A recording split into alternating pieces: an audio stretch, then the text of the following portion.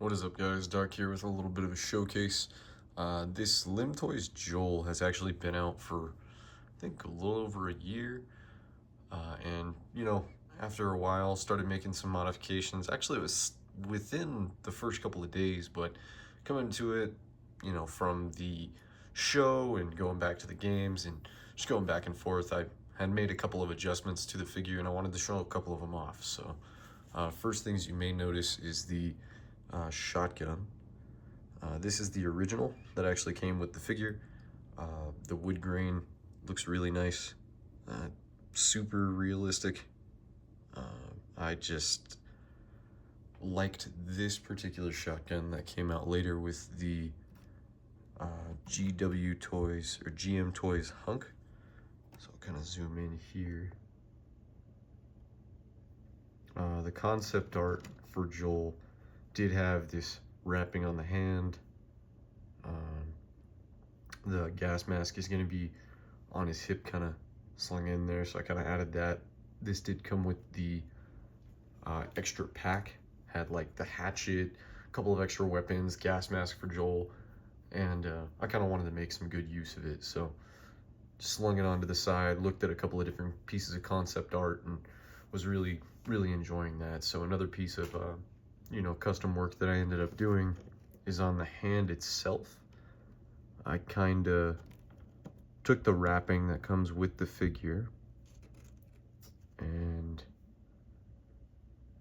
before ever wrapping it, I did like slits into the fingers, into the knuckles, places where you would see, your hand get all cut and mangled up. And then did some Druki violet and I did like a clear yellow and then a Druki violet, and then over the spots where your blood would really coagulate, some blood for the blood gods, and wrapped the hand afterwards, made sure left the fingernails exposed, not really messing those up too bad except for your forefinger maybe. Wrap the wrap around the rest, and then added a couple more bloody details. It might be a little excessive in some people's opinion, but I enjoy it. On the other hand, I did the same effect but a little lighter, and in very particular spots. I wanted to have the purple from the pinky come down almost like he had broken the finger.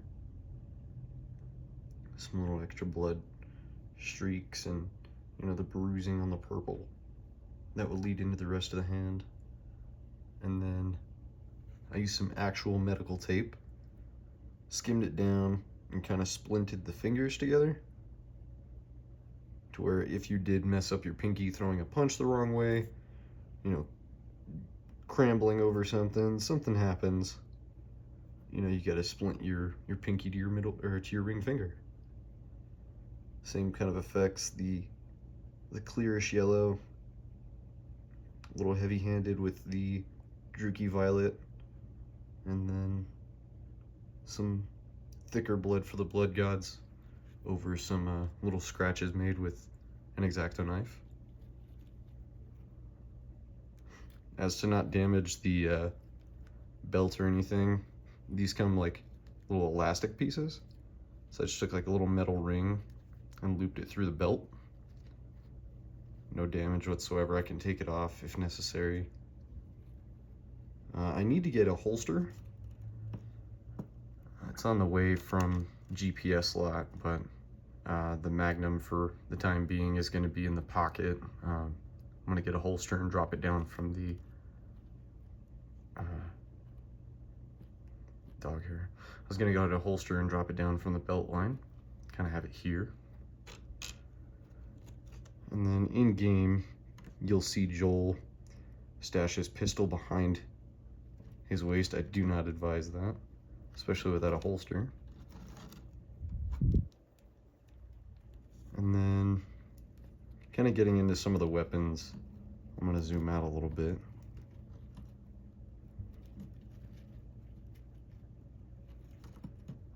get him to stand here. So I didn't do anything crazy, but I took some of the weapons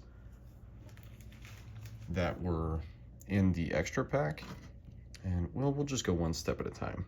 So if you take a look, there is the pipe.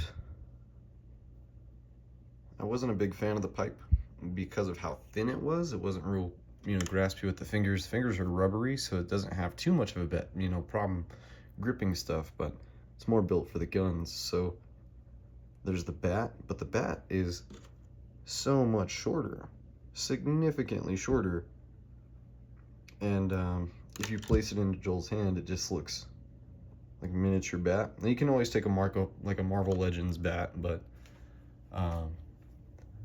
what I decided to do is I went outside, I grabbed a stick,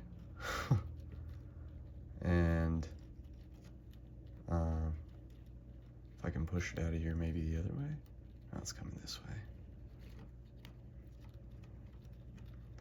And I cut it into a 2x4, which was like a little razor blade. Took a round branch that was of scale, kind of trimmed it down into a 2x4 shape, damaged it, took chunks out of it, scraped it along with a blade, burned it with a lighter, and just kind of made it look realistic and burned up. Made this end a little easier for Joel to grip the thing. Bloodied this end. Excuse me for making the camera shake. So bloodied the opposite end. Maybe it's a little excessive, but especially mid-photo or in the back, it's not really that bad. I can always redo it if I need to. Costed me nothing. But this was really fun to make, just because the weapons are kind of small in my opinion. The hatchet didn't need to be massive in the first place. In the game, it was really small too. But the machete was really small. It just really didn't fit, in my opinion. The shiv, I'll just use that as an example. If I can pick it up. The shiv is almost the size of the machete, lengthwise. I mean, it's not like all machetes are all the same shape and size, but it was kind of lackluster, being how brutal the game can be. I figured I'd kind of amp that up. So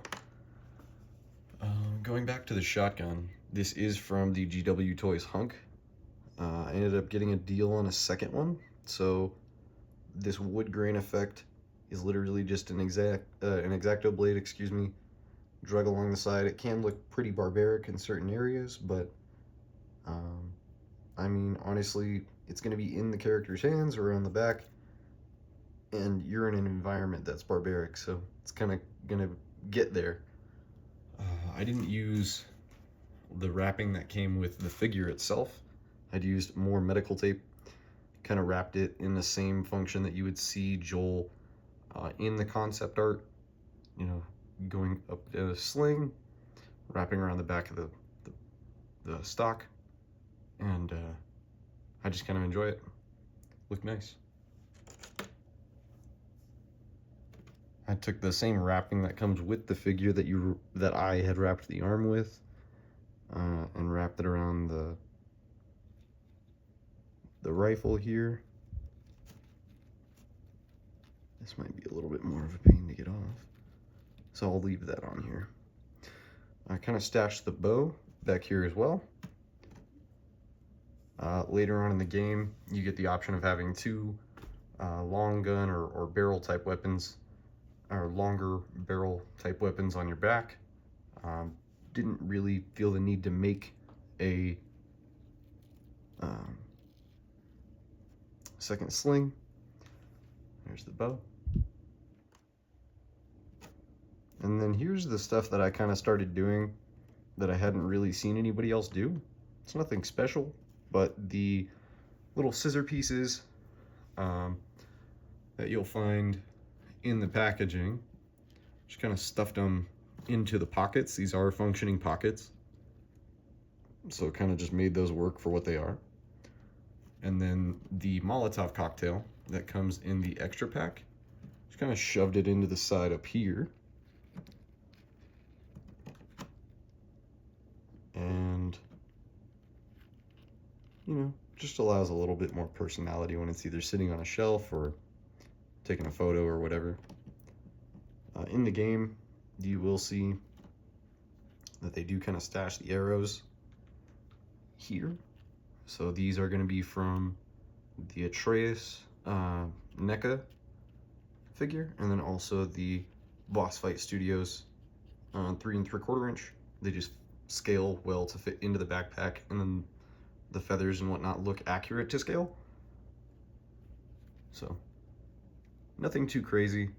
A little bit of bandaging done on the fingers, a lot of damage done on the hand, and pretty much the same Joel, but a lot of the fun comes in with some more background pieces. You wanted, you know, poster for all the fireflies.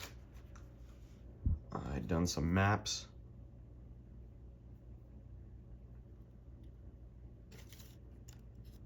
Map of Seattle.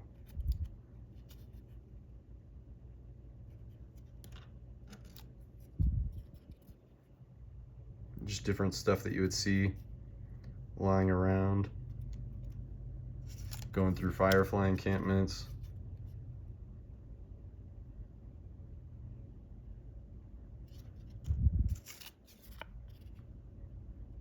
Some liberated maps.